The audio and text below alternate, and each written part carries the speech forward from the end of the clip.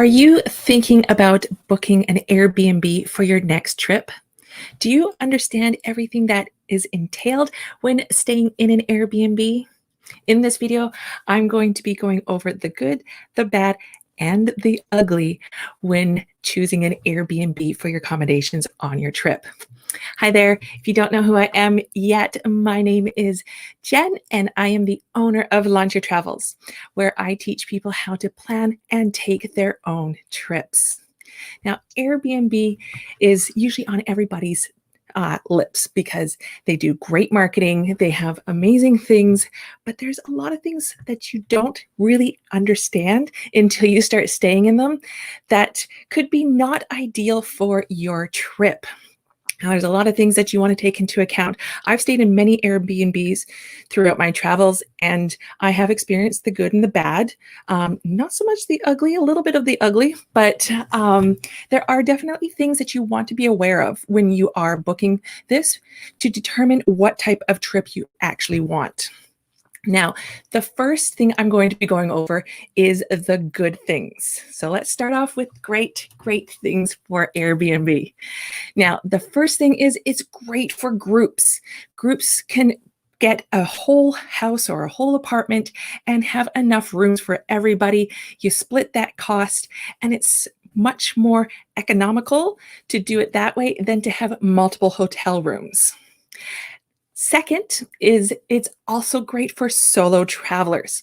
So solo travelers are able to, also couples, but mostly solo travelers will book with the host. So this is when you're not booking the whole place, but you're actually just booking a room. So that will usually be a lot less expensive than other options that you might have and still have somewhat privacy versus a hostel. Now, the third thing is that there are so many unique accommodations, something that you don't necessarily get with hotels and other forms of different accommodations. There's many things that you can book through Airbnb and just have like really cool experiences and have a unique stay somewhere. And then the fourth thing is that you do feel like a local. Everyone wants to feel like a local and feel experience that you're living there and you're just wanting to feel like it's your place. You know, you're able to have a bit more homey. You have a kitchen to make your own food. So it is a really cool way to stay in local neighborhoods that aren't filled with a lot of tourists. Now, we go on to the bad. Now, there are some things that definitely hold back Airbnb. And this first one here is something that is coming up more often than from the beginning of when Airbnb first started. When Airbnb first started, it was more like a more economical way to stay somewhere versus a hotel. Now that's not always the case. Now, the first one is it's not always as cheap as you think it is.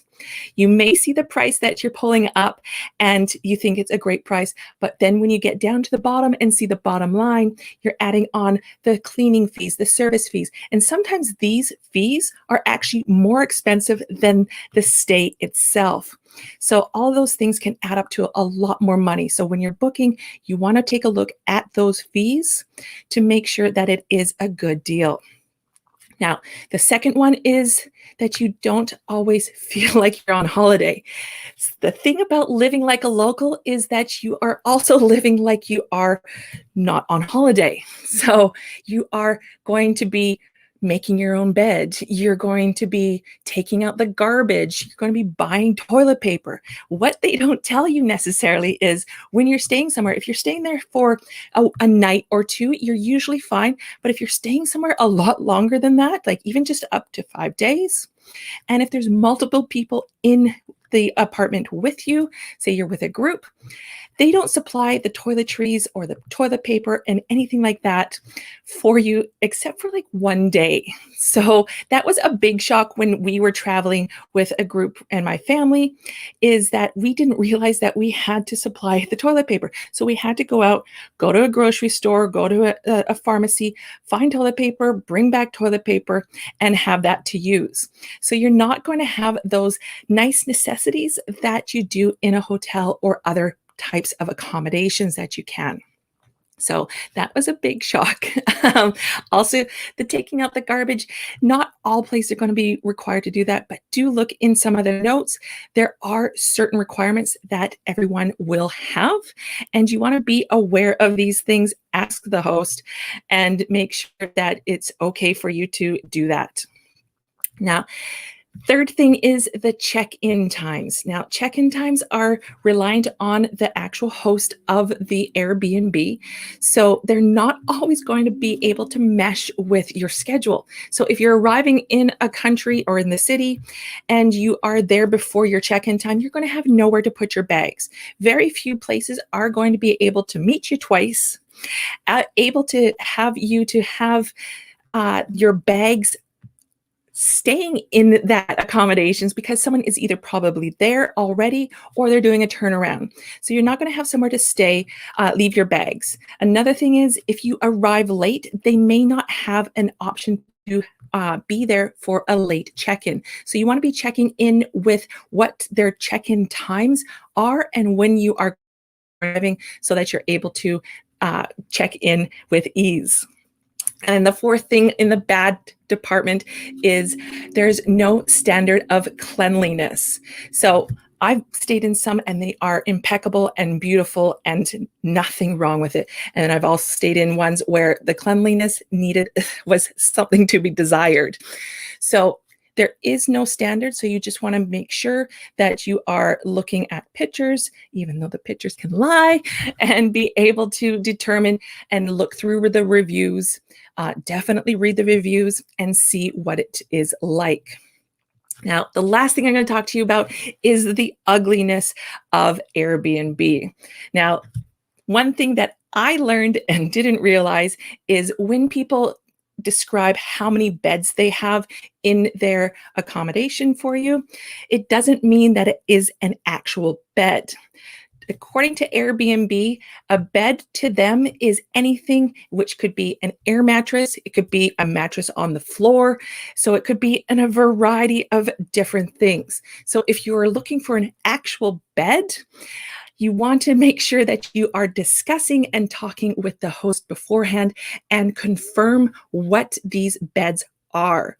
So you're not arriving surprised and being able to go in and see a mattress leaning up against the wall to be able to throw down on the floor when you're ready to go to sleep. That happened to me and it was not enjoyable.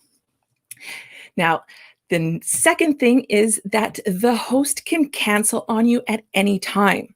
A lot of people have had their cancellations, their trip canceled through Airbnb and the host 24 hours due before they were supposed to arrive in their destination. That was a lot to get out.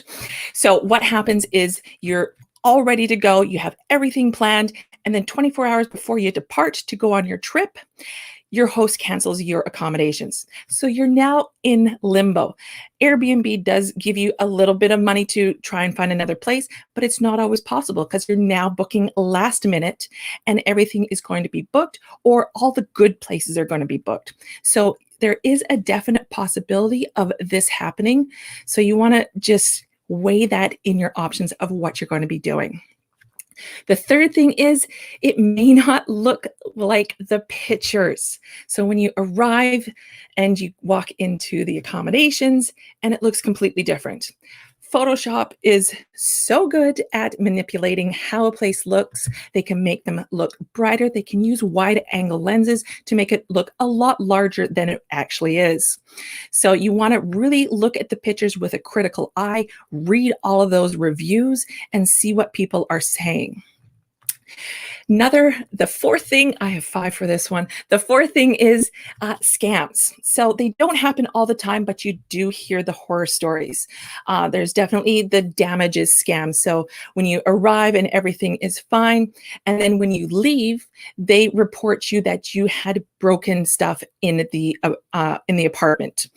So Definitely, I recommend when you go into the apartment and you're going to be staying, I would take a video or take photos of everything in the apartment, just so you have a little backup to prove that you didn't actually break anything, because they will charge you. Airbnb has your credit card and they'll charge you, and it's very hard to get that reversed.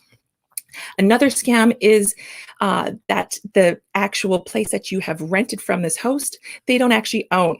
So they've taken either photos or duplicated property, and you arrive there and it's not actually for rent, Airbnb, anything like that. So you want to be sure that you are reading reviews and not necessarily going with places that have had no customers yet. And then the last thing, which is also you hear the horror stories, is the hidden cameras. There have been instances where there have been hidden cameras in bedrooms and bathrooms and stuff like that. It is against Airbnb policies. They are allowed to have hidden cameras, or have camera, not hidden, but have cameras around in the property, but not in the bedrooms or in the bathrooms or any places like that. They are also supposed to let the people who are renting the place out know if they are having cameras in that location. Now, this is where the scam comes in, and they don't tell you, and they could be, spying on you, peeping on you, and they can also see when you're leaving and possibly come into your place. So not all of these happen all the time. I have had great stays, and I've had, definitely not so great stays. In all, yes, I would still book an Airbnb, but I wouldn't necessarily book it for my whole entire trip.